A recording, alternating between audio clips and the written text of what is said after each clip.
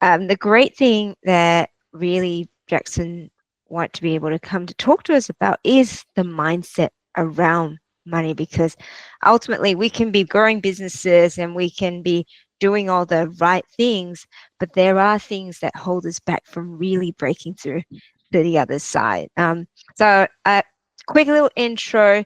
Jackson, what can we expect from today? Because it's not just around here's some high level strategies. You're going to be actually getting people to do actionable things today, aren't you? Yes, yeah. So this is going to be super interactive, guys, and this can go one of two ways. And I hope it goes one way. I know that knowing Cheryl for the amount of time that I have, that her community is super engaged and are willing to be vulnerable and share.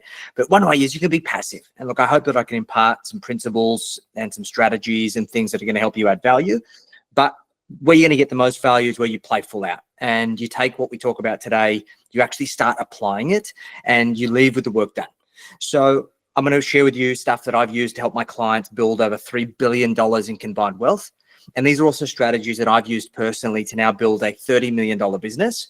And I've been able to create multi-8 figures in personal wealth by the age of 36. And I don't tell you that to brag, because it hasn't been all sunshine and lollipops.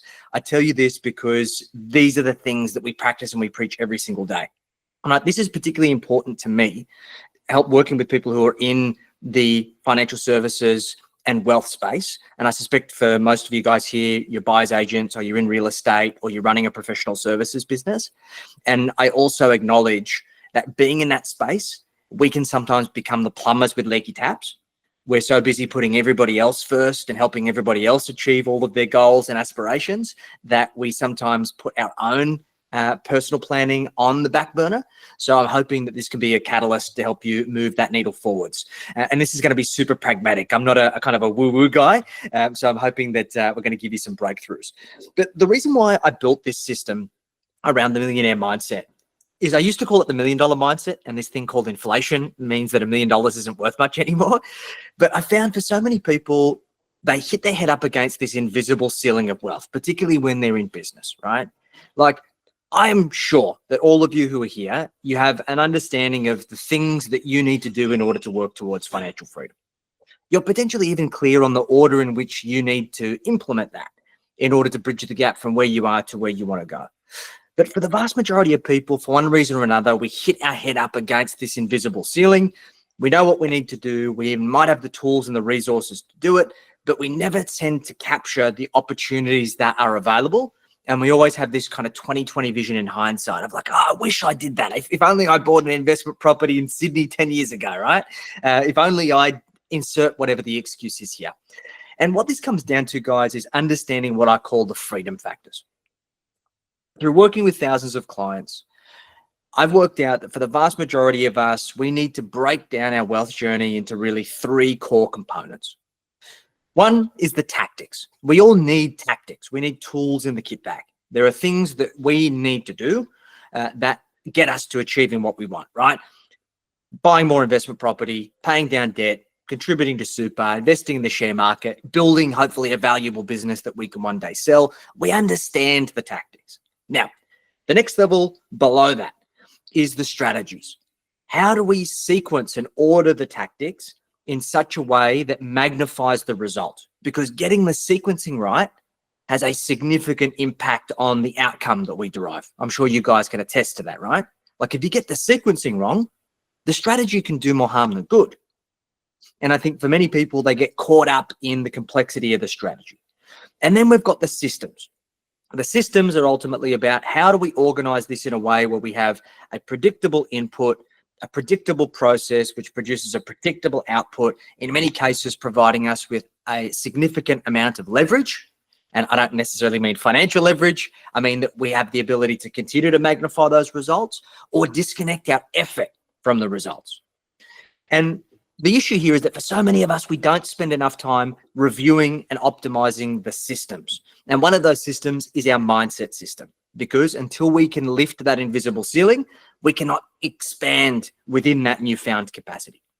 So I hope that's resonating with you so far, guys. Now, I want to share you a little bit of a story. This photo here is my old man, Mario Millan. My old man was born in Chile in South America in 1950.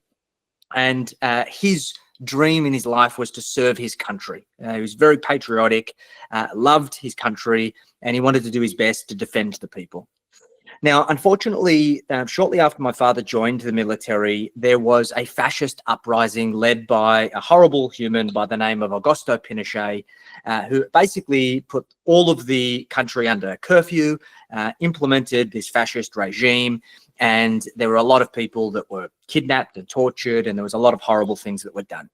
And my father had absolutely zero belief in this regime, but obviously being stuck inside, had very limited opportunities to get out.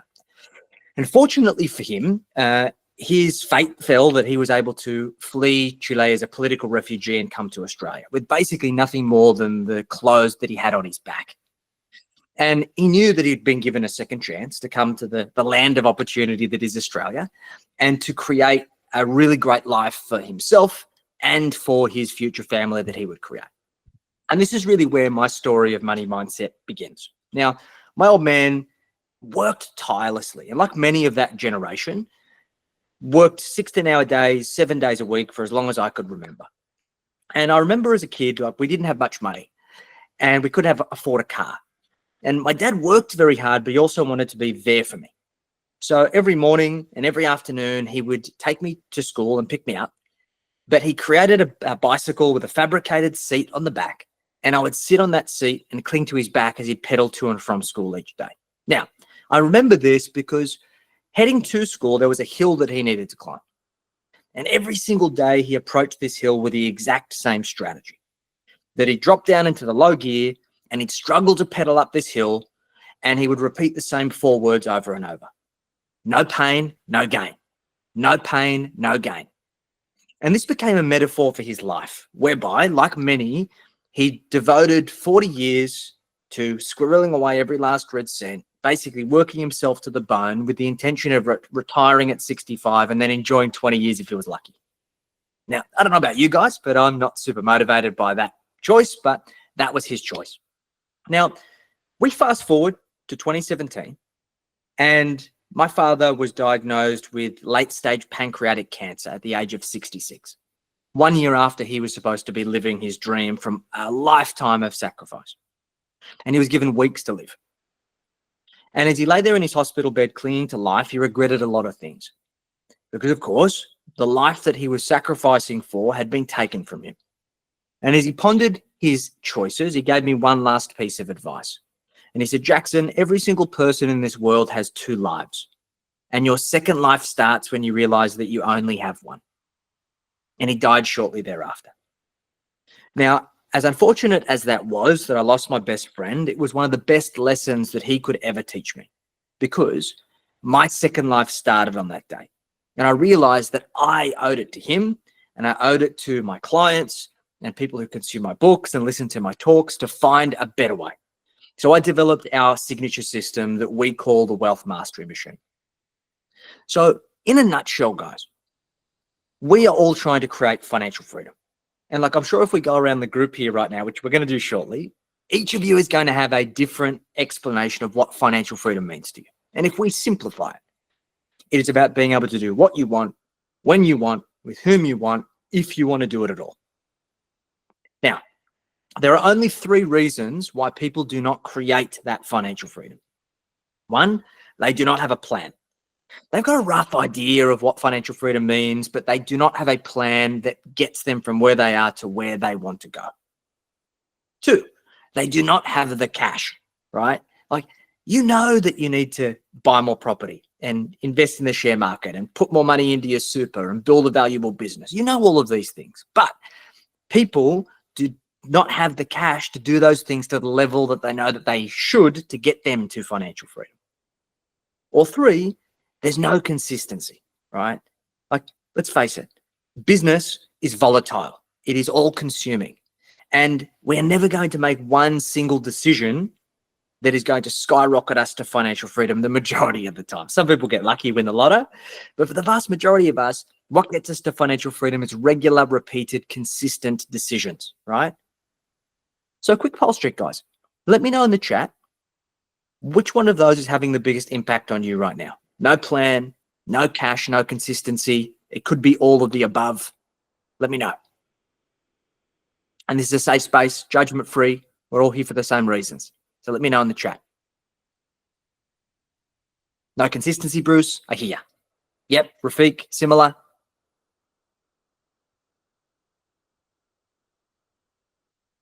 Yep, keep them coming, guys. Yeah. And no cash too is a factor. I get you. Consistency. All right. Now, let's unpack why we call this the wealth mastery machine. Guys, let me know in the chat. Yeah, Renata, all of the above. I hear. Let me know, what does a machine mean to you? Like, how do you define a machine? Or if it's easier, guys, take yourself off mute. Let's chat about it. What's your definition of a machine? From my perspective, I see it as a set of steps. It's like a system that you can do over and over again. Yeah. Bang on. You nailed it. Systematic. Yeah, Rafiq, a systematic process. Bang on. So how I define it is a machine should produce a regular, repeated, consistent result. Okay. Now, let's be honest here, guys. Who here can describe their wealth as a machine right now? Right? As opposed to being knee-jerk, emotional, reactive whenever I've got a spare moment. Because I know, working with so many business owners, our business is supposed to be the best wealth creation vehicle to supercharge our path to get where we want to go, particularly when you're in the real estate space, right? You're so close to the money.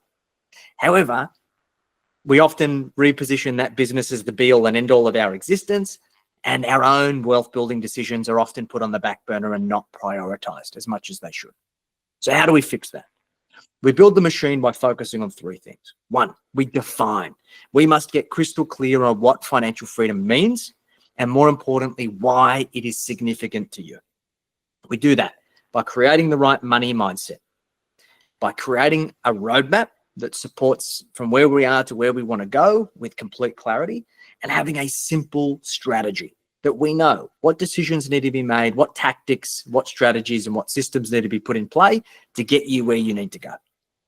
Then we need to create, because you can have the best plan in the world, but unless you make your money work for you, you're not going to get where you want to go.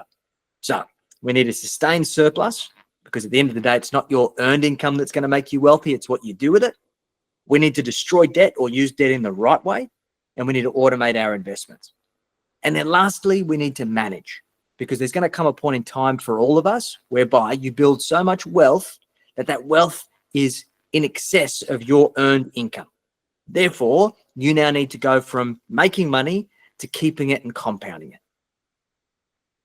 So guys, let me know in the chat, what's most important? Is it define, getting crystal clear on what you're trying to achieve and why you're trying to achieve it? Is it creating and making money work harder for you?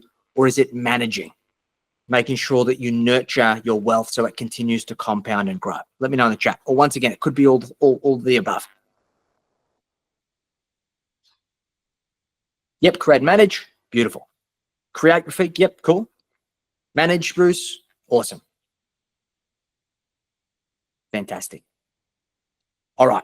I'm going to hopefully give, no matter what stage you're at, give you the tools and the support to help you move that forwards. Yeah, Mark, manage for me and then for the future generations. Fantastic. Great. Cool. So I'm going to give you guys some goodies that's going to help shortly. But look, my measure of financial freedom is very different to most. And the reason why I share this is because, as you probably noticed, I don't look like a typical finance guy. And I certainly don't wear three-piece suits or drive around in a Ferrari. And my measure of financial freedom is not the wealth that I've created or the business that I've built. It is the lifestyle that I've created and the impact that feeds my soul. And my definition of financial freedom was having the ability to create an animal sanctuary and being able to rescue and rehome animals in need, and being able to have the financial means to do so without any limitation. And we set up a property called Aureus Acres up in far north Queensland about 4 years ago. And we've since been able to provide a forever home to over 100 animals. So above me in this photo is Ferdy, one of our rescue bulls, and behind is Aureus, aptly named after my business. And this is my measure, right? Money is just a vehicle for you to live a purposeful life. And if we get that that the wrong way around. If we just focus on the blind pursuit of money, it's not going to take you as far as it could. Okay. So I share that because I want you to focus on defining your own idea of financial freedom and running your own race. And guys, I'm going to give you a whole stack of tools. I've got 7 best-selling books, so I'll give you copies of all of those. And I've also put together a financial performance scorecard, which basically will help you evaluate where you're tracking right now and where you need to focus your attention. Okay. So jump on the QR code, or Rafiq will drop a link in the chat for you guys. It'll take you about 5 minutes to complete the scorecard, and you'll get a stack of resources that will help support you on the journey. So my gift to you guys. Awesome. Hopefully Rafiq has got that link. If not, I will chuck that right there. Hopefully you guys have got it. Beautiful. So let's get into the meat and potatoes, guys. Let's talk about your relationship with money. And we've got a small group here, so feel free to take yourself off mute if you want to share. How would you describe your relationship with money? Is it easy come, easy go? Is it positive and supportive? Is it a little bit love and hate? How would you describe it, guys? Or if it's easier, chuck it in the chat.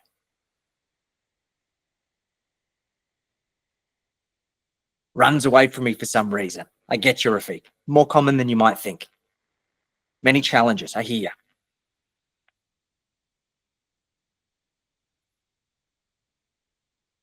And for me, I was very similar for many years, right? I've never been motivated by money. And yeah, similar to you, Rafiq, hard to hold on to it. For many years, I fell into this trap of kind of like being the do what I say, not what I do advisor, which didn't feel very nice. And it wasn't until I discovered these frameworks that I really was able to shift my mindset. Because what we've got to realize, guys, is that we are subjective creatures, okay?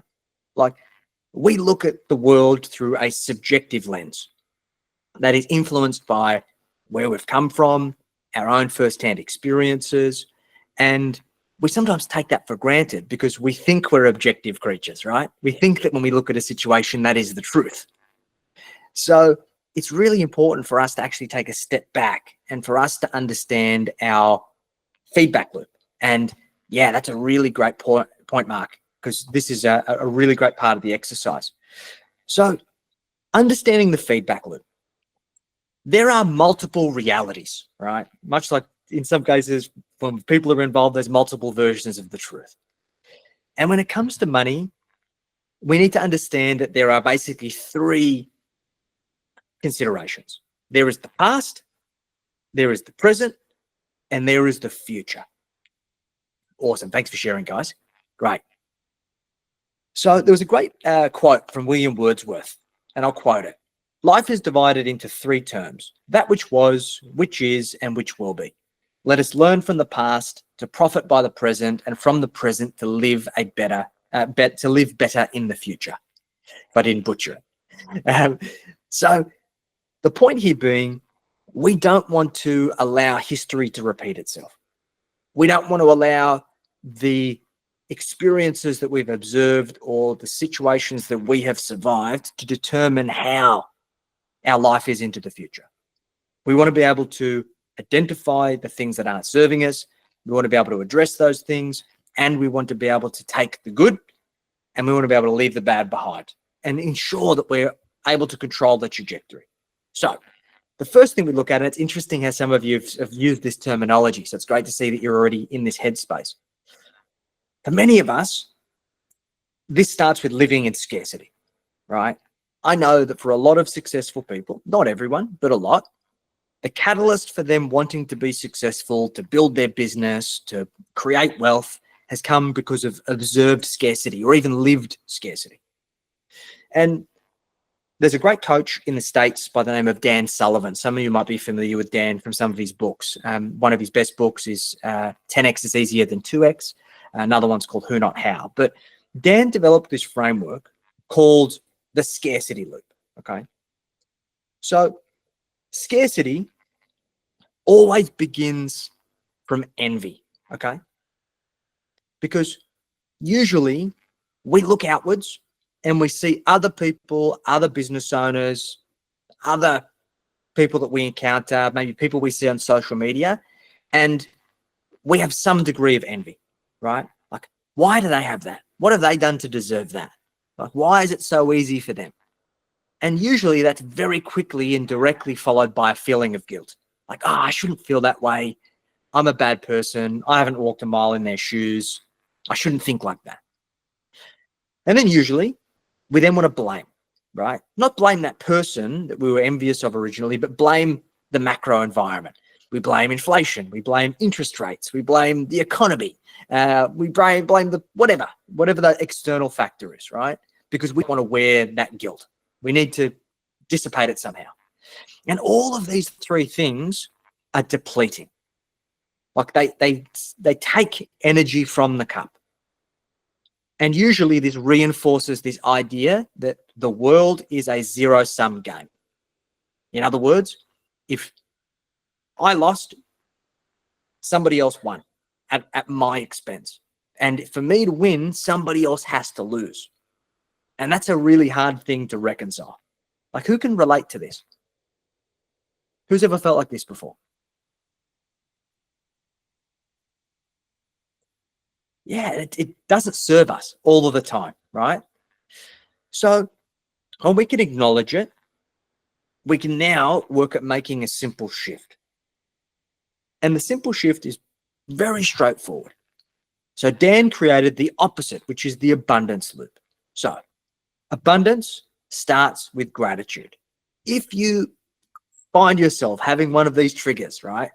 Being envious, blaming, feeling depleted, or believing in this zero-sum game, we must default to gratitude, okay?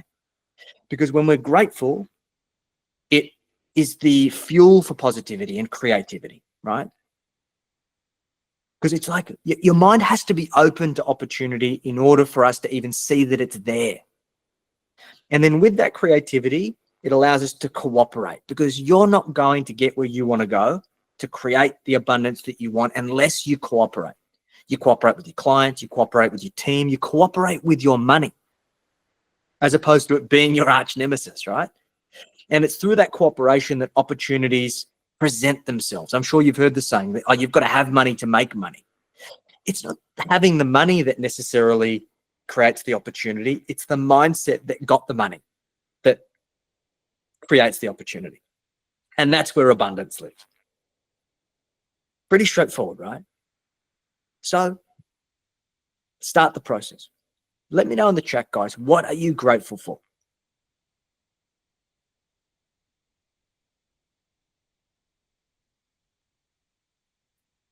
For me personally, and I show this gratitude every day, I'm grateful for the place that I get to call home and the opportunity that I have to care for my animals and the opportunity I have to be a leader in my business and to inspire people to live their best lives. Cheryl, my life and family, beautiful. Bruce, good health, good colleagues, great. Rafiq, for being able to provide for my family, fantastic. Renata, grateful that I've always been taken care of, great. Laquinda, business and family. Yep, Cheryl, my health, the people I get to serve. Fantastic, right? And it feels pretty good, right? So if we can take the opportunity to create the catalyst of thinking about what we're grateful for, it feeds everything else. Yes, Mark, success in my business, good health, and real loving friends. Great. Rafiq, giving a place to live for my fur babies. Fantastic. Love it. That's what it's all about. So, simple shift. Do it more often. So next, we need to pay homage to the past. We're all ambitious. Like, you wouldn't be here if you were not ambitious, okay? But being ambitious is a double-edged sword. And what that often means is that you are too busy looking through the windscreen to take the time to look through the rearview mirror and pay homage to the past. Another famous quote from Winston Churchill: those who fail to learn from history are doomed to repeat it. And like, guys, who has felt like maybe their experience has been a bit like Groundhog Day? They keep getting the same old shit over and over and over again. And it sucks, right? Like, why does this keep happening? Why does this pattern keep rearing its ugly head? Why do I keep getting served up these same things? It's because there is a catalyst that's getting us to repeat that cycle. Okay. So what I developed is a process called your money memories. And what I worked out is there's basically 5 core stages of your life whereby you develop these anchor money memories. Okay. And these memories have significance. And they usually enforce those subconscious lenses in which you view the world and you view your business and you view your wealth. And as a result, it's what creates the vicious cycle of things coming back. Okay. So what we're going to do is we're going to spend a bit of time mapping this out. Now, I'm going to share with you the 5 stages. I'll prompt you and I'll give you an example. And I want you to think about the first memory that pops up to mind. It could be good, it could be bad, it could be indifferent, but just whatever the first thing that comes to mind, I'd love you to try and define it, clarify it. And if you're comfortable, chuck it up in the chat and share it. And then we're going to work through and understand why these things are coming up. So stage number 1 is what we call school year. Okay. This is usually your first money memory. So it could be something that you observed. It could be something that you experienced. It usually happens before the age of about 10. Now, for me personally, I was about 10 years old and I remember coming home from school and on the kitchen table, there was a pile of unopened bills. And at the time, I didn't really understand what a bill was, but I knew it was wrong. So I asked my mum, why haven't you opened those letters? And she said, Jackson, I already know what's inside. I've got no reason to open them. So my mum was an ignorer. Like when she'd get into financial difficulty, she'd bury her head in the sand. So that was a really important money memory for me. Renata, Dad, forever crunching numbers and keeping them on the fridge to keep track of debt to be paid. Thanks for sharing. What about everyone else? What's that first school year money memory? Good, bad, indifferent?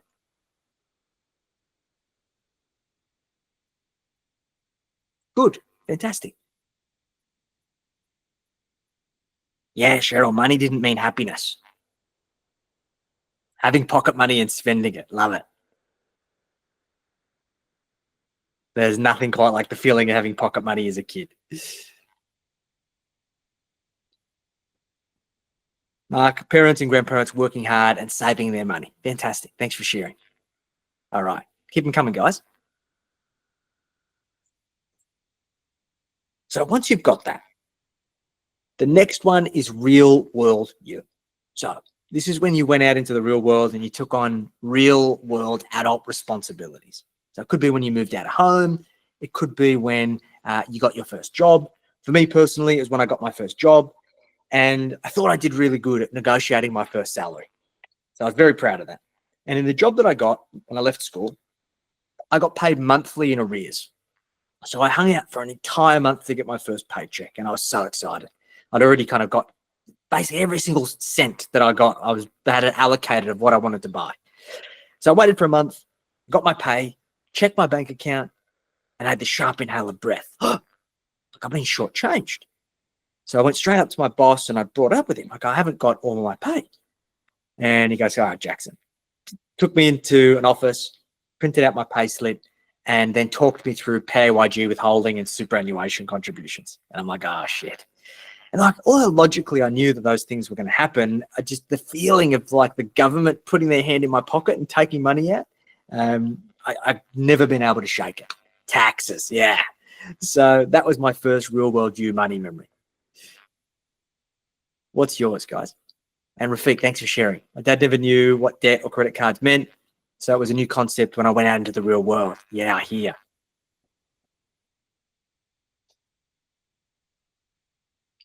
Tax is a big one.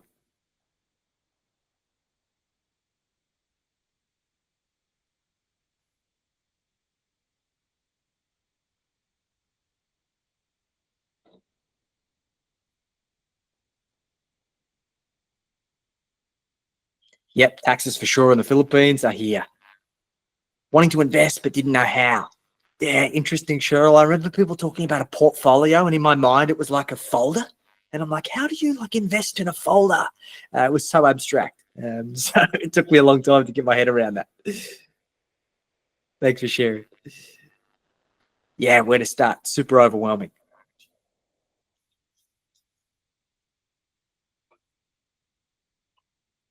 How to save. Yes. Thanks for sharing. Awesome, guys. Keep them coming.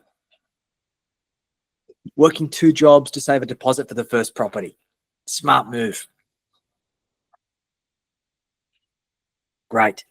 So next, we get into Street Fighter You, okay? And this is usually when you start your first business, right?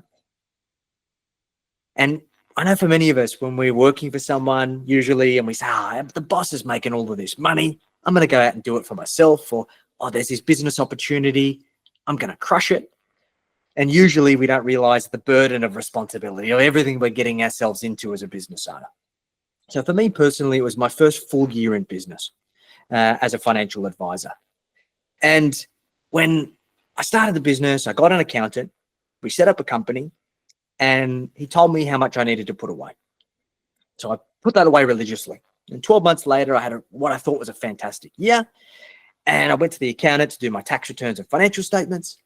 And he said, Jackson, you've had a cracker year, far beyond the expectations. Congratulations. You've now got a $90,000 tax bill and you got 30 days to pay it. See you next year. And I go, oh, shit. I don't have $90,000 saved. You told me to save, I think it was like 40,000. And he's like, yeah, but you've earned more money. And I'm like, well, what option do I've got? And he's like, well, you can put it on a payment plan and pay these general interest charges. And so that's what I did. And it was unfortunate because I felt like I'd got ahead. And it was like 1 step forward, 2 steps backwards. And anybody who's been on a payment plan with the ATO know it sucks. But I got through it. But that was my kind of first significant Street Fighter You money memory. So what's yours, guys? And Renata, not really knowing how to read bank statements, I hear. Mark, saving my paychecks, buying my own chartered accounting business at age 23, 90K saved in the bank. Beautiful. Rafiq, how to grow the savings without sacrificing on the basic needs, for sure. Yeah, same with the ATO, GST. Like, why don't our accountants educate us on this stuff? We've always got to learn reactively. Something that's I'm very passionate about. Proactive tax advice. And education, for that matter. Didn't have a system in place, then discovered Profit First. Yeah, awesome. Great system.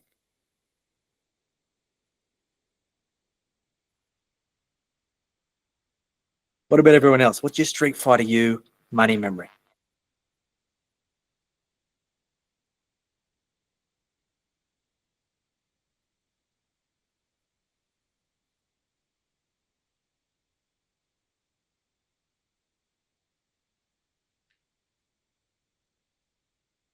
Losing my business due to taking my eye off the financial ball. I hear. Sorry to hear that, Bruce. It's a tough situation. But we learn a lot from those things, right?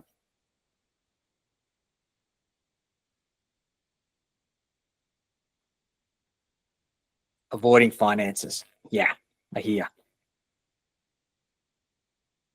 All right. Yeah, exactly right, Bruce. Bang on. Yeah, this is me too. I hear you, Renata. Rafiq, fear of not making it, keeping me away from starting anything new. I hear you. Yep. We pay a big price for certainty, right? That fear often keeps us in place.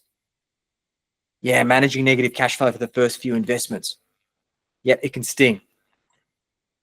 Thank God for PAYG tax variations, right? So now we get to growth, you guys.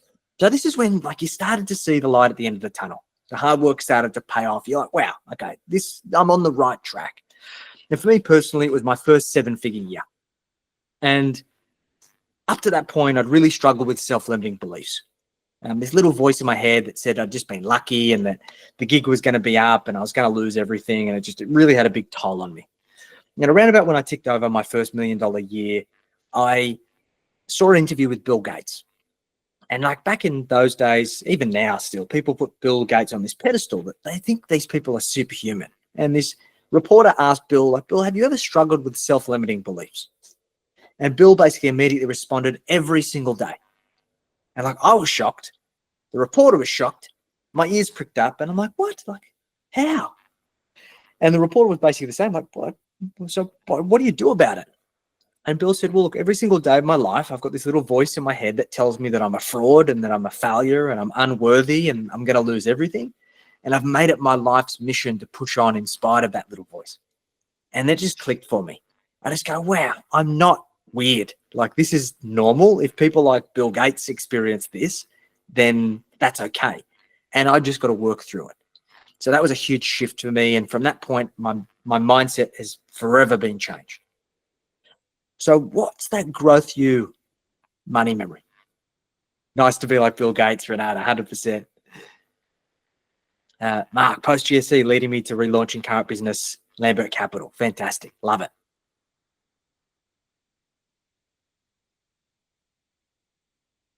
And if you don't feel like you're at that growth you phase, that's okay. Just huge growth opportunities for running business. Yeah. There's no other wealth vehicle like it, right? And you're right, Cheryl. You only lose when you quit, right? Started my current business, finally getting myself to learn about the financial stuff. Yeah. And it's interesting, Renata, for so many people, we're not financial people, right? We say that, we're like, oh, I'm not a finance person, but we've never been taught.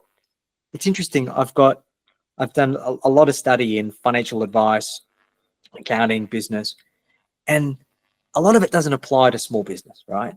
And it's like, imagine going and learning German and then getting upset with yourself because you don't speak fluently in the first lesson. It's just unrealistic. So it's just readjusting the expectations. Yeah, you're bang on. Anything can be learned. Fantastic. Bruce, saving, getting back into home ownership, 15-year journey. Congratulations, mate. Great work. Mark, sticking to core business, staying focused on delivering my value proposition to all stakeholders. Amazing. Fantastic. All right. So now we get to current year. So I want you to look back at the previous stages, the previous money memories, school you, real world you, street fighter you, growth you. I want you to try and identify the constant. What has kept showing up? What do those things have in common? Like for me, the thing that I had in common was that I come from a long family history of battlers, people who struggled to survive, struggled to keep their head above water. All they knew was to battle. And one of my first mindset coaches said to me, Jackson, the situations you learn to survive, your survival ultimately depends upon. Or in other words, when you're a hammer, everything bloody looks like a nail, right? So because I'd only ever observed people battling financially, then I thought that's how you needed to do things. So then I found situations to battle my way through. And it wasn't until I got to that growth you phase that I acknowledged that I'd been moving away from pain my whole life. And now I needed to start moving towards pleasure. Like, it didn't need to be hard. Sure, there's going to be difficult situations to navigate, but my motivation and my approach to navigating those situations had to change. And it did. And it was liberating. So what is the constant for you? What do you observe?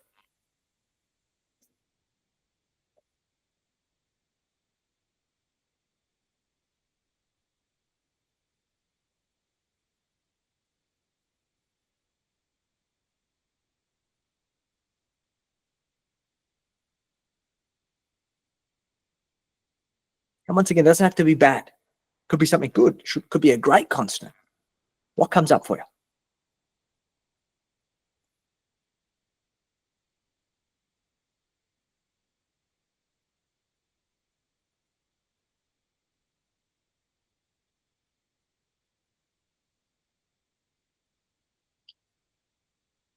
Creating a budget and keeping to it. Yeah. Having that pragmatic system that you can manage against and use a reflection feedback loop to adjust. Game changing. Good on you, mate. That's fantastic. Never giving up. Yep. Continuing to derive inspiration from my parents and grandparents, resilience, and moving toward putting myself first and embracing more of an abundance mindset. Bang on. You're on a great track, mate. Thanks for sharing. Because this is a journey, guys. Renata, always been sensible with money. Fantastic. And couple being sensible with money with knowing that you can learn the skills that you need to then amplify that sensibility, game changing. Rafiq, sticking to a discipline of savings first and then expenses. Great discipline. Awesome, guys. Thanks for sharing. So now we need to reflect. Cheryl, focus on creating the life I want, creating connection with my kids and family, and creating sustainable wealth. Beautiful. Love it. So now we need to be honest with ourselves in terms of, are we on the right trajectory? Like, if you look at this trajectory that you're on that's got you to where you are right now, are you confident that that trajectory is going to get you where you want to go? Or does something need to change? Does something need to evolve? Does something need to shift? And if so, what needs to change?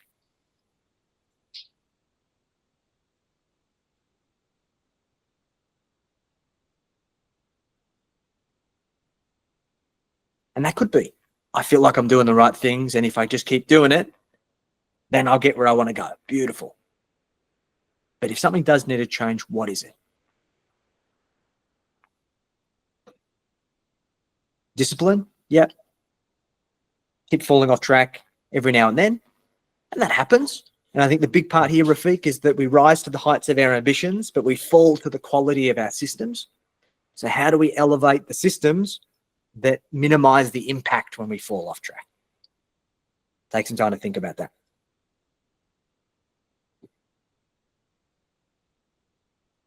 What else, guys? Taking more of an active role and responsibility for the financial decisions. Yeah.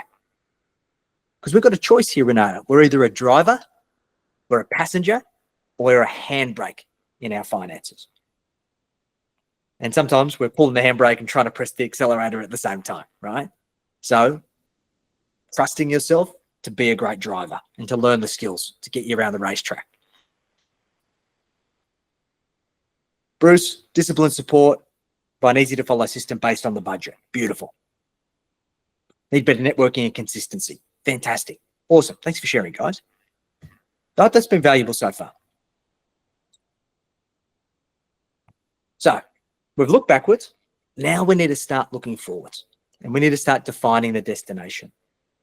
Mark, Cheryl, freeing up my time so I can enjoy life goals, spending time with friends and family, as opposed to sitting at the desk 50 to 60 hours a week. Yeah, it's a big one, Mark. And I think one of the things we often take for granted is we have finite bandwidth, right?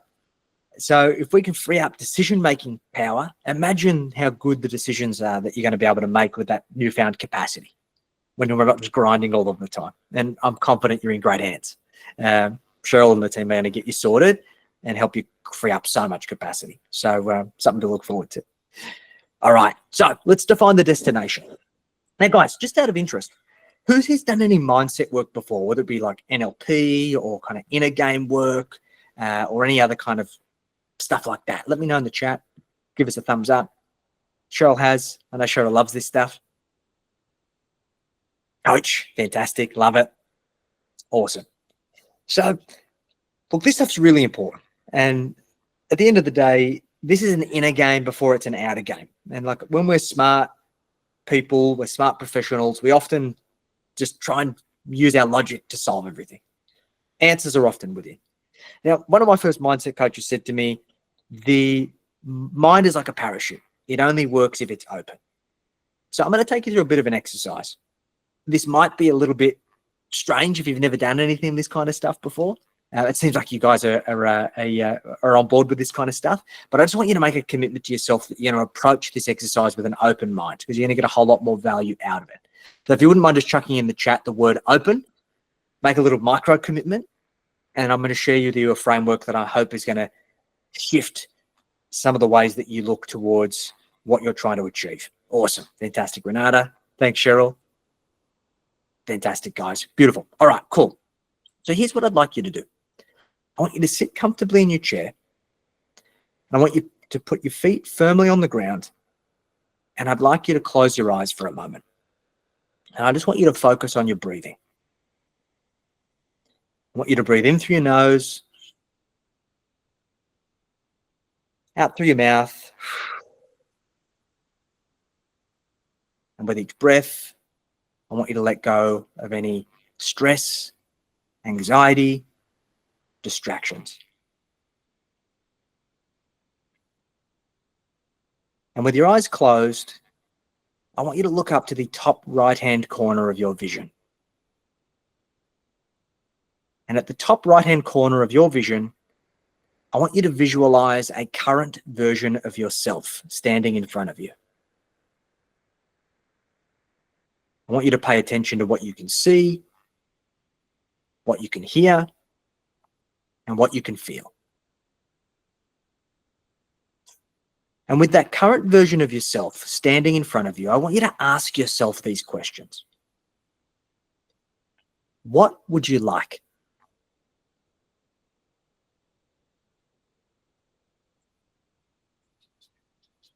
What would you like?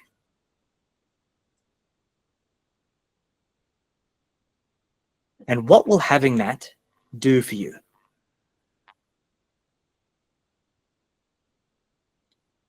What will having that do for you? When, where, and with whom do you want it?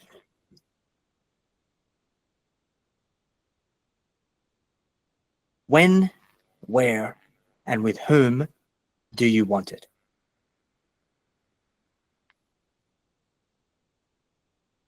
And how will you know once you have it?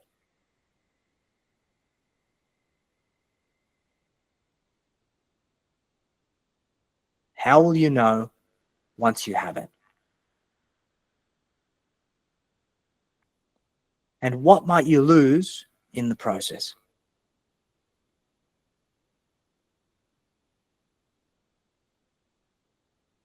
And what might you lose in the process? Now, with all of that being considered, what would you like?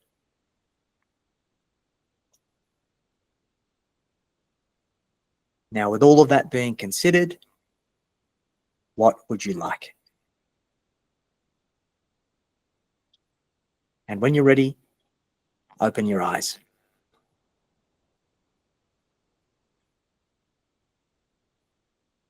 Welcome back.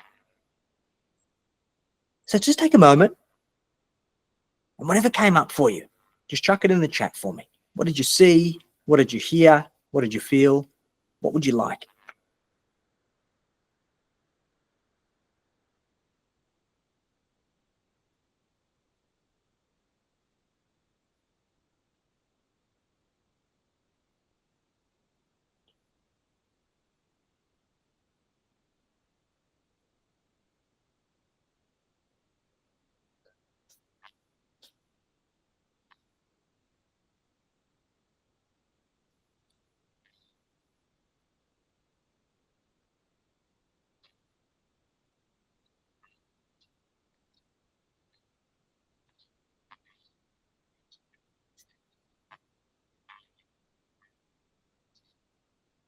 Yeah, lose. What came up is losing time with my family.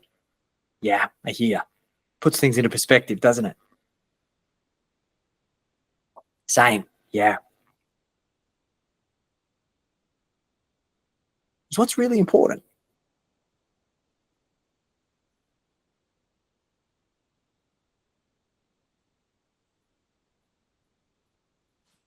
What would you like?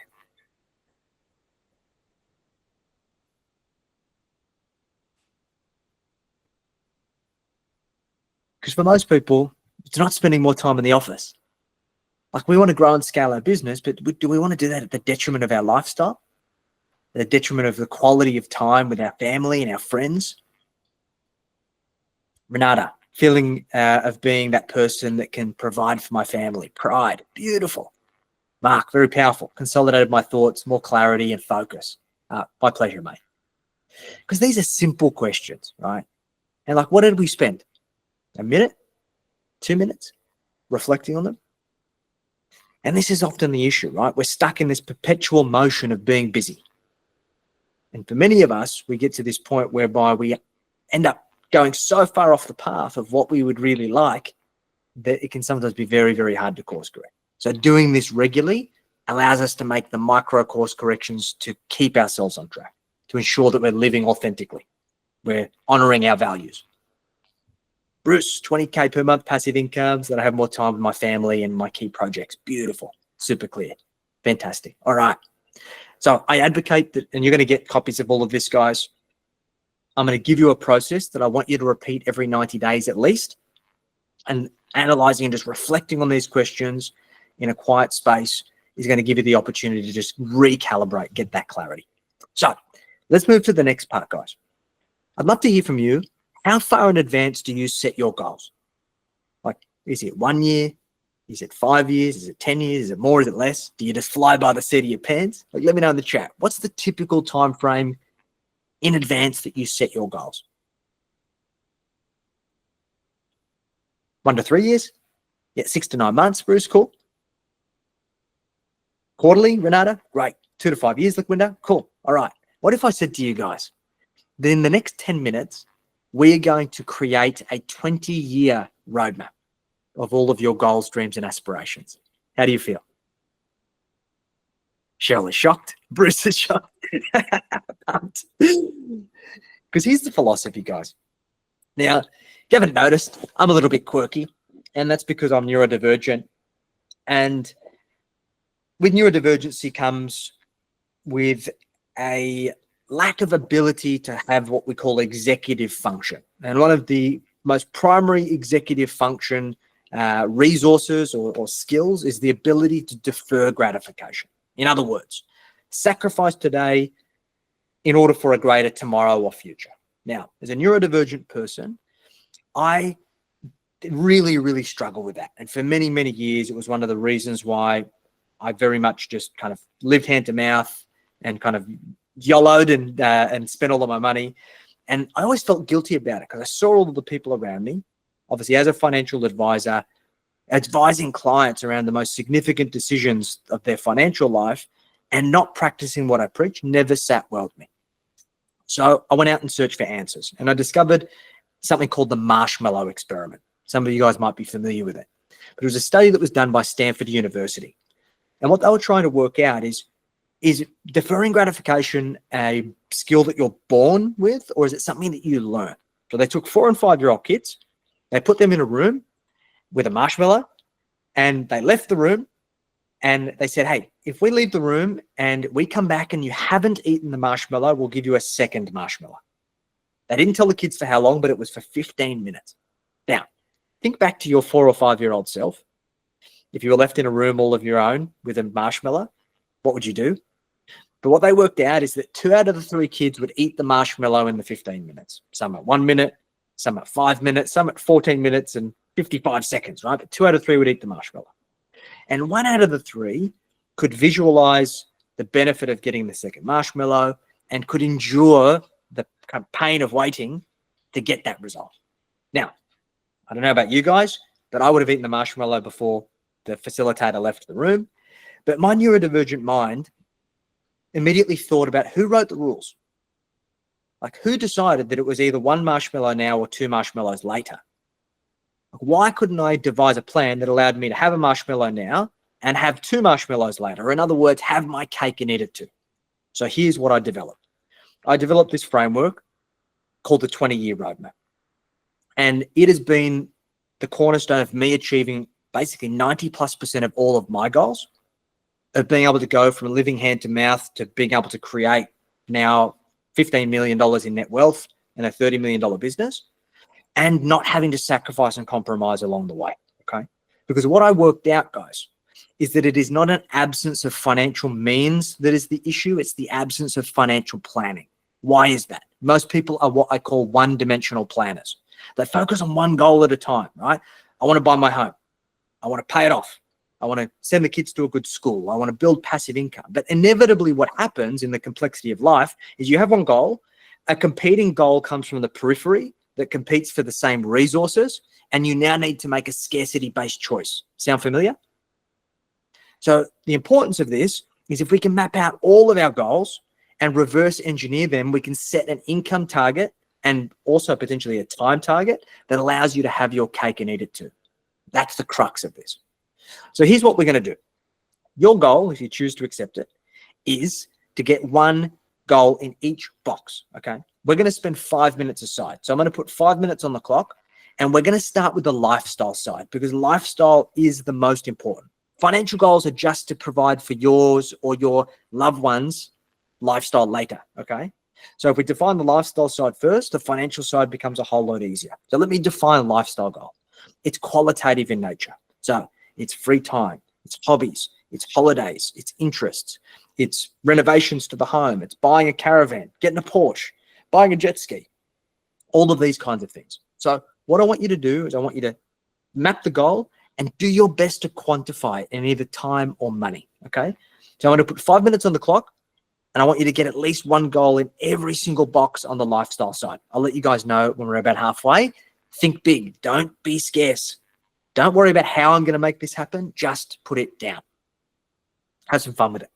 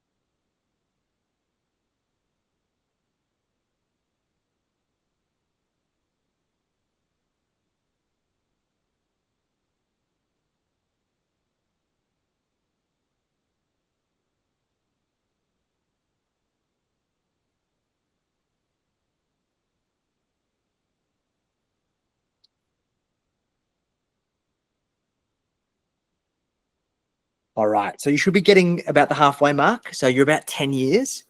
And this is where things start to get a little bit hazy. Okay. So this is where you may look to elevate your goals. So let's say you have holidays, 4 weeks a year, 20 grand. Do you want that to be 6 weeks and 30 grand? Is it important for you to go and do a big, like, flagship bucket list trip as a family to go to Europe for 3 months and it's going to cost 60 grand, whatever it might be? Try and look at how you elevate your goals, particularly as you create more free time. Another big one is hobbies and interests. It's really important for you guys to find purpose and fulfillment outside of your business. We refer to this as finding freedom beyond your business. So that could be family or loved ones, but it would also be great for you guys to consider what hobbies or interests would you like to do? Do you want to learn another language? Do you want to learn an instrument? Do you want to take up other hobbies or interests? Just think about how you're going to add quality to your lifestyle as you create more free time. I'll let you guys know when we've got about a minute to go.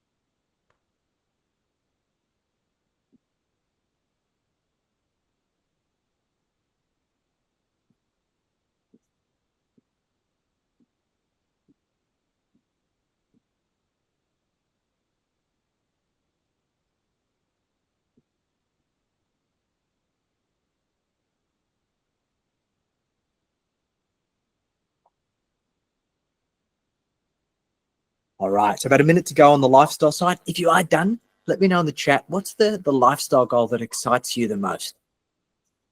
For me personally, I do a lot of crazy stuff. Cheryl can attest, following me on social media. And I'm planning to run 250 kilometers through the Sahara Desert next April. And I'm also then going to be spending 3 months in Spain playing flamenco guitar.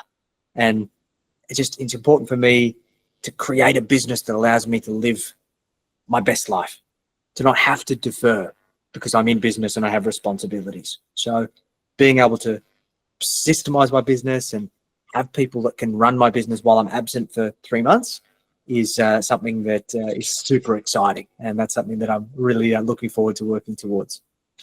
I'm sure the running through the desert is going to be very painful, but it's going to be character building. So guys, let us know, what's the lifestyle goal that excites you most?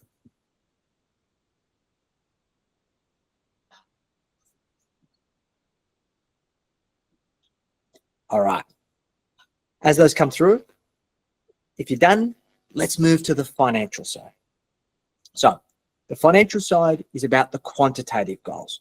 So usually it's about understanding what your financial position needs to be to support the lifestyle. So the big flagship ones are buying a home, paying it off, building enough passive income so you've got freedom of what you choose to do with your time, selling your business, creating enough financial resources to help your family or causes that you care about. So it's important to look at the lifestyle side and work out where do you need to be in terms of business profit or personal income, what your wealth position needs to be, what your passive income needs to be at each of those stages. And there may also be just ego-driven goals from a financial side, right? And I say ego in the best possible way. It's like, I just want to achieve these things to prove I can, right? So I'm going to put 5 minutes on the clock and let's work on getting at least one financial goal. Buy the home, pay it off, passive income or getting to that financial freedom, and do your best to quantify it. So if it's buying your dream home, what does it cost in today's dollars? If you want to be debt-free, by when? If you want passive income, how much? This is the difference between a dream and a goal, guys.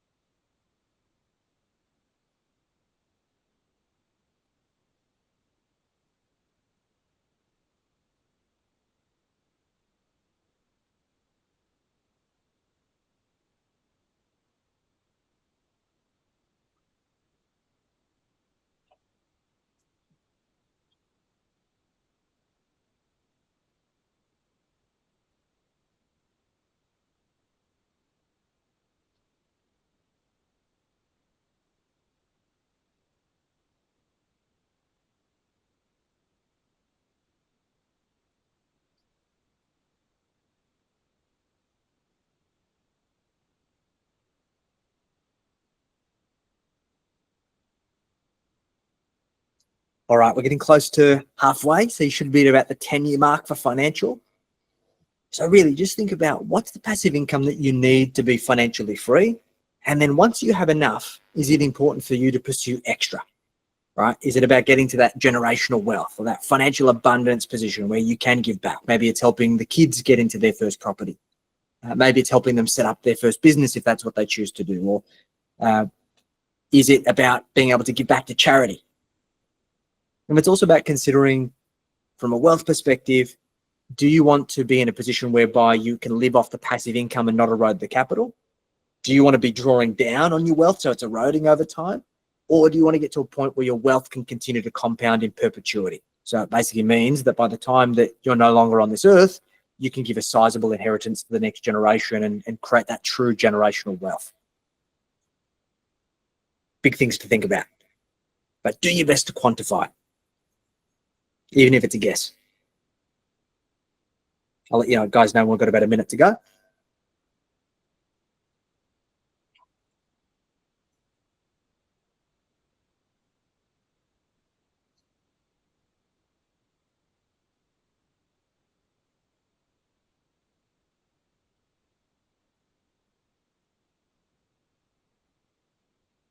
The eighth wonder of the world. Yes, exactly.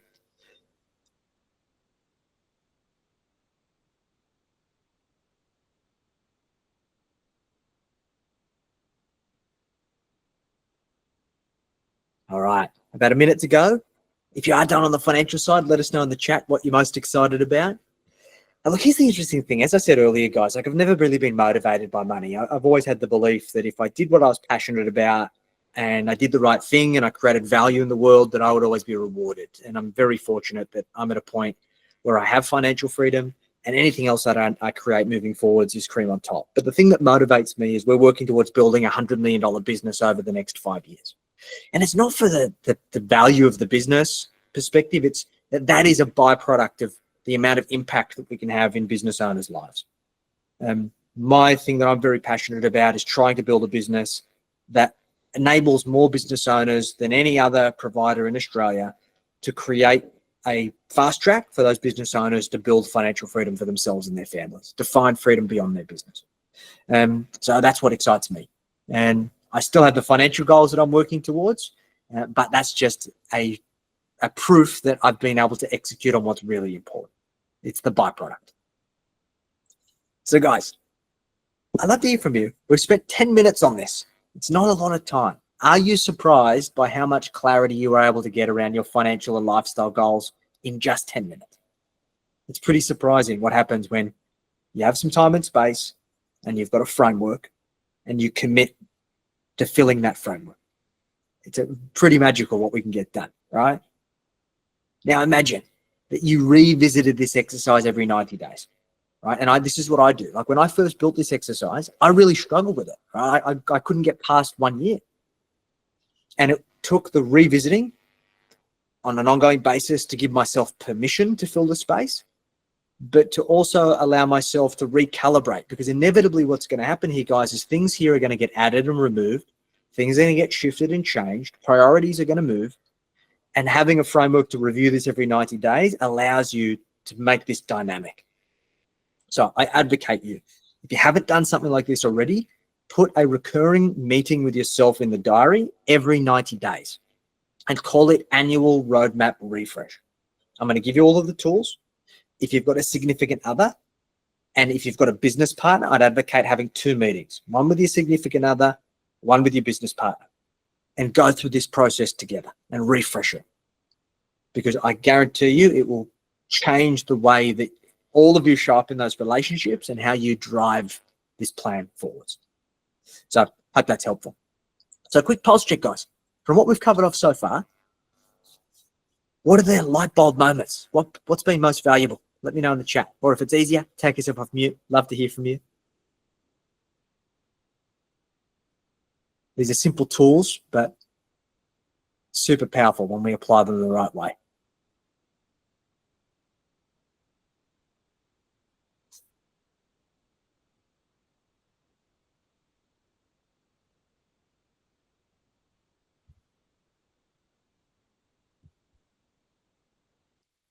Fantastic, Thanks, Bruce. I felt Max. And surprised I how want easy to it was to get the ideas in.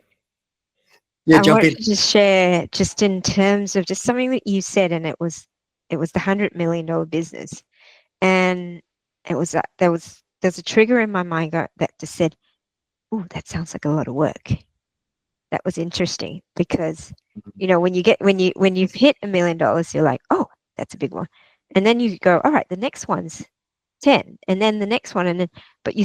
I think for me, there's that mindset aspect of working through 100 million doesn't need to be a lot more work.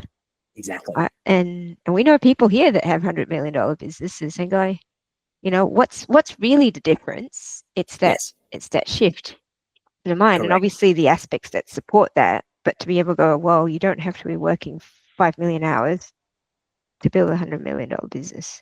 100%. And that's really important to me, Cheryl, that I want to make sure that I can uphold my values and my lifestyle and not compromise that in pursuit of that. So, and as I think, as Henry Ford famously said, he who said he can and he who said he can't are both right. So if we think we need to work 80-hour weeks and 52 weeks a year to build a $100 million business, then that's what it'll take. Or if you think we can do it in working, I typically work 4 days a week. I take 12 weeks off a year. If I feel like, and I believe I can build $100 million business with that being my capacity, then I'll find a way to do that. Otherwise, I won't do it. So I hope that helps. Mark, yeah, at 57, don't have time for a 20-year plan. So thankfully, my goals are the next 1 to 5 years. I've written them down. We'll action in the 90 days. Good to restate them. And you look, that's fantastic, Mark.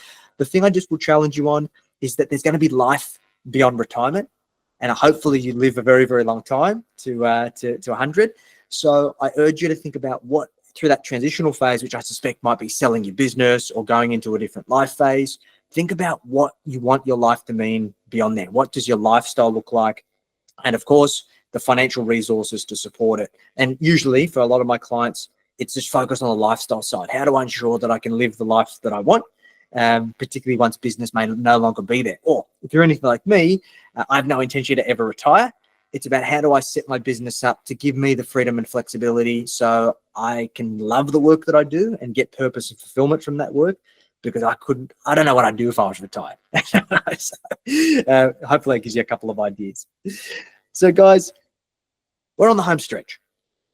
This is where the big question comes up. And I know for some of you, you're finance professionals, you're property professionals, I'm sure you talk to this stuff with your clients all of the time. But we need to constantly ask ourselves the question, how much do we actually need to create financial freedom? Because when we go through that 20-year roadmap, we should be able to quantify and reverse engineer all of those goals and aspirations to be able to then work out how much wealth we need and in turn the passive income we need to produce to allow us to achieve that. So here's what I'd like you to do. How much do you need per annum in passive income for you to be financially free? If you can chuck that number in the chat. And look, for most of my clients, that number is usually from starting at $150,000 and goes up to about $500,000 a year. And that obviously depends on their lifestyle. For me personally, it's $200,000 a year in passive income. Like window 300, yep, Cheryl, 200 with no debt, 200, beautiful, great, all right. Fantastic. So once you've got that number, how much net wealth do you feel you need to be able to produce that passive income? 520 mark, beautiful.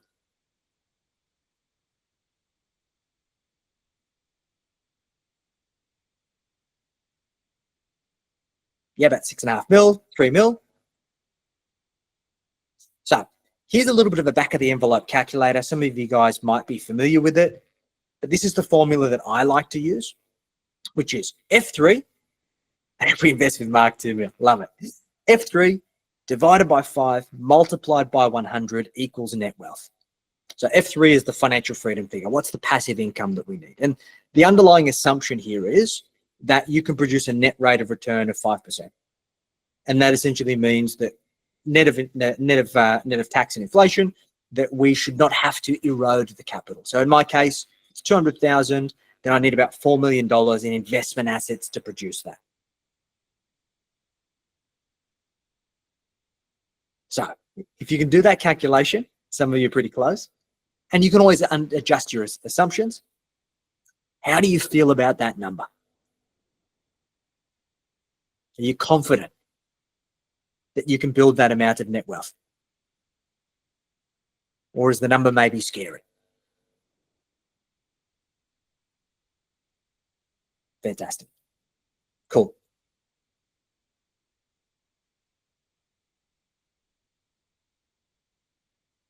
Fantastic. Great. Because the statement I made earlier to Renata was we are meant to be financial drivers, right? And to be financial drivers, we need to understand the levers, the sensitivity of the levers that we can pull to influence our trajectory. And fundamentally, there's 5. One is the current situation, which frankly, you can't change your current situation. It is what it is, right? So, but we need to understand it because it's your starting point. Next is your surplus, which is surplus business profit and surplus personal cash flows, the surplus that we have available to contribute to our wealth creation. 3 is risk, and risk is twofold. Risk is the assumed rate of return. So in Mark's case, he's used 8%. Fantastic. You may choose to take a more conservative approach. or you may be more aggressive. And risk is also leverage, right? If you choose to use leverage through property in order to magnify your position, right? 4 is time. How long are you prepared to wait? And for most of us, we have a finite time in which we want to be financially free. And then lastly is expectation of, if we aren't confident in our ability to pull the other 4 levers, do we need to adjust our expectation accordingly? So guys, out of the 5 levers, which one do you feel has the highest sensitivity in your situation? Which one has the biggest impact on your ability to achieve your idea of financial freedom?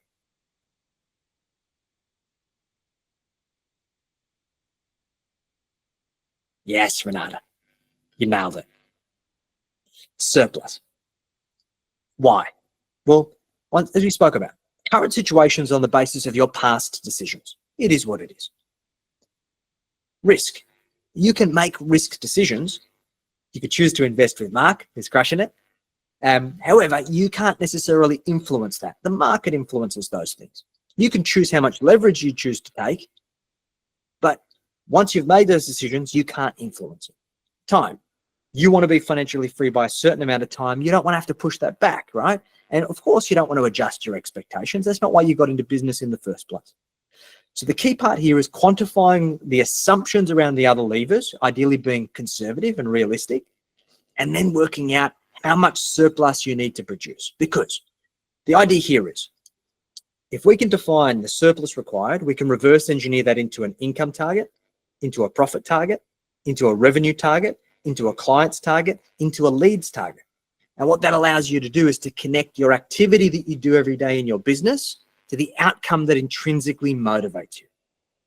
Like, imagine that you knew that if you signed up this amount of clients and produced this amount of revenue and had this amount of profit, you would be able to achieve all of your goals. Would you be more motivated? Because here lies the problem. For most of us, that question, that situation is ambiguous. We're walking in the dark financially. We're guessing. Does that make sense? So the key here is to try and build your own financial model. I know for some of you, you may already have these things, but you also may have access to some tools. Maybe for some of you who are in the buyer's agency space, you're using game plans and things like that. I'm a bit of a Google Sheets geek. So I've built a really simple tool that we call the Financial Freedom Forecast tool. And what it will enable you to do is to put in your current situation, to put in some of those assumptions, and it will allow you to create a financial model that will project over the course of the rest of your life to show you what's your current likely trajectory, and also the sensitivity of some of the levers of what does your income need to be based on certain savings rates and certain assumptions to get you where you need to go. So I advocate jumping on there. There's a Loom video that'll walk you through step by step of how to build that out. And I hope that that'll give you some clarity, because remember, when we've got clarity, when we've got confidence, and we've got the tools, we can be in that driver's seat and we can accelerate our path to creating financial freedom a whole lot faster. So make sure you jump on that, guys. I'll grab you a link directly, because I'm sure doing it on your phone will be pretty small. Let me just chuck this in the chat for you. There we go. Hope that works. And let me know how you go with it. If you get stuck, just feel free to ping me. So guys, we covered a lot of ground. We've got a little bit of time left for questions. I'm also going to drop the scorecard again. If you haven't had an opportunity to complete that, I highly advocate that you do. But guys, I always believe that a good idea in theory remains exactly that, just a good idea until you put it into practice. So if you've got any questions, if there's anything that's getting in the way of you taking what we've covered here today and putting it into practice, feel free to take yourself off mute. Let's have a chat about it. There's no such thing as a silly question. So here to help. Or if you just like to share your biggest insight, feel free to chuck that in the chat or take yourself off mute. Otherwise, Cheryl, I'm sure you've got questions that you can ask for the folks. Yeah, thank you, Jackson. That was fantastic. So thank you so much. In that very, very short time, I think you packed in a lot, and I'm sure left a lot of people with not just some thought-provoking things to really work through, like I said, the mindset aspect of things a bit, just being able to sort of plan out. And I guess where most people are at now, to be able to go, okay, well, I've got this goal now. How do I actually put in place the system to actually get there? Now, we're all about systems, and we found out that systems are so, it just means, and this is the part which I love what it is that you guys do, it's creating that financial system. We talk about business systems. Well, what's a financial system? And I shared the example of when I first started, I was like, oh, this money, this is so good. And then Bass came along and I went, where do I find that? And then like I Yes. said, finding a system like Profit First to be able to help me understand, well, I've got to put GST away, I've got to do this. And so I guess the question is, for those that are wanting to build that system in their businesses or their personal lives, what are some of the things that they need to put in place to be able Yeah. to There's a achieve few those things. goals that we've put out? So our whole philosophy is helping business owners, primarily seven-figure business owners, maximize their profit, increase their cash flow, and then take that profit and turn it into personal wealth. So the best place to start, one of my books that I wrote is called Seven Figure Profits, because it's about shifting from the vanity metrics of building like a seven-figure business to now focusing on the cold hard cash. And what this covers off is the Australian version of Profit First. I was very fortunate to study under Mike McAllowitz and be mentored by him and his team for many years, but it's an American system. The tax tables aren't the same. The sales tax withholding are not the same. The sweep numbers are not the same. So we have Australianized the system based on Australian accounting standards and also the ATO's benchmarks, considering GST, considering PAYG, considering superannuation guarantee, even considering payroll tax for bigger businesses. So getting that system right is critical. And to give you some context, I run this in my business, and it takes me about 5 minutes a week to manage my cash flow and have complete clarity and certainty across my business. For our clients, on average, when they implement that system, they improve their profitability in their business by about 15 to 20%. To give you an example, we had a client who come to us 12 months ago. You saw this at the intensive, Cheryl. He won our Profit Mastery Award. When he came to us, he made a loss of $16,000 in the previous year. It was about a $5 million business. We implemented these systems, which the cash flow structure is just one of those systems. And in 12 months, he was able to go from a $16,000 loss to almost $1 million in profit in 12 months. And there wasn't anything fundamentally different in terms of his marketing or sales strategy. It was the structure and the systems that allowed him to just avoid that money falling through his fingers. And I'll tell you where it was. It was sitting on his balance sheet in his accounts receivable. It was the fact that he didn't have the right cash conversion cycle considerations. He didn't understand his cost to serve. There was all of these other factors that are common sense financial principles, but for most people, they look at it after the fact when it's too late. We bring it to the decision-making point so we can influence the outcome. And then we do the same for personal wealth, which my next book, it's called The Wealth Mastery Machine. It's basically the exact same thing, but for personal wealth. And we implement systems for personal cash flow, strategic planning, debt, property, investments, even building your business prepared for sale. Because for some of you, you may not be aware, we have some of the best small business tax concessions in the world. You can build either a business that has a $2 million asset base, or if you have net asset value of $5 million or less, you can sell your business in many cases completely tax-free. So there are tremendous opportunities for you to accelerate and catch up on your wealth, because we know it's so bloody hard to build a business. We need to take whatever concessions we can when we can get them. So knowing how to sequence those things is critically important. That's what we help our clients do.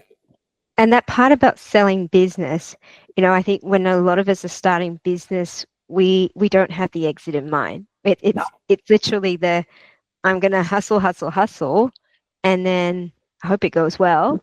Yeah. And you go, okay, well, what happens after that? And how Exactly. many people we've come across that are in their 60s or 70s going, they've got a great business, but then they can't sell, or they can't even transfer it to anyone because there's no system in place. So I think that having an understanding of what potentially could happen if you were to sell your business, but what if you want to be able to sell your business, what do you need to put in place 100%. and position it financially to be able to achieve that outcome? Because I guess, if you're able to sell an asset like that, being able to reduce a lot of your debt very quickly in a short amount of time is absolutely possible. And there's 3 outcomes as well. And I believe you should always have your business prepared for sale, even if you have no intention to sell, because you don't want to sell your business until one day you do. And what I often see is people get out of bed one day, whether they've got the shits with their business or something happens outside of their control. They get sick, a loved one gets sick, something else happens, and they're now forced to sell, and their business isn't ready to sell. And what happens is their emotional equity they believe their business is worth versus the intrinsic value is this massive gap. So what we do is one of the first exercises is we actually take our clients through a mini valuation process to help them understand the economic drivers of what their business is worth now, and then what levers we could pull to maximize that value. And in fact, it takes about 1 to 3 years to prepare a business properly for sale. Now, what that allows us to do is we now come up with a list of value multipliers that I give that to Cheryl, and that her and her team can now help you guys implement the right systems and processes and value multipliers, but you've now got purpose of why you're implementing them, because you're like, hey, I could take my business from being worth 500 grand to being worth, in some cases, 2, 3, 4 million, right? Potentially even more. And the best business is the one that you don't want to sell, because if you hate your business, no one wants to buy it. And they're certainly not going to pay a premium for it. So our goal is the business is the best time to sell is the business that you are in love with. And we work towards 3 eventualities: selling the business, 2, putting the business under management, which the same systems deliver value in that respect anyway, or 3, being able to buy and acquire other businesses, right? Because if you've got a great platform, you now have an arbitrage opportunity where you can buy other competitive businesses for a smaller multiple, bring them into your business and implement all of your systems, and now significantly multiply your business valuation, which is how I've built my wealth, primarily through business acquisition. Fantastic. Any questions from our audience? I'd like to actually hear what's the number one takeaway, and an actionable takeaway that people are going to actually implement from today. So we had lots of little activity. Bruce, jump in, mate. Yeah. I guess from my perspective, the number one actionable thing is to implement some of the stuff we just started to do. This presentation has come at a very good time. We had a look at my son, 35-year-old son, showed me the Barefoot Investor. I went, oh, that's pretty cool. I'm going to sign up to some of your tools and stuff as well. But the idea that we would review the goals every 90 days, that was kind of like, yeah, that's so obvious. Why didn't I think of it? And so with me and my wife, I mean, obviously, I lost my business. We're back in real estate. We're making some stuff happening. And yeah, it's really, just doing that on a regular basis will maintain a bit of focus. Fantastic, mate. You're on the right track, which is great. And it's just that iterative process and the importance of the 90-day review. And that's also why we run a 3-day in-person intensive on the Gold Coast every 90 days. So the next one's actually coming up in October, called the Financial Freedom Summit. Cheryl, I'll share with you some details so you can share it with the crew. And if you guys want to be around other like-minded people, most of our clients are 7 figures and above.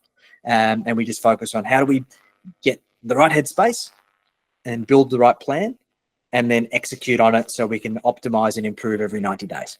And it's that focus of rising tides lifting all ships, because the world's confusing and there's a lot of conflicting information and it can be very, very overwhelming.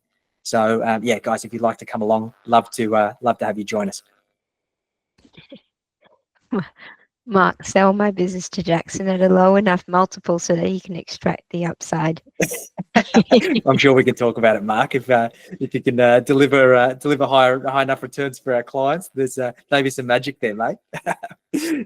Yeah, fantastic. And I attended just a bit of some feedback there. I attended when was it?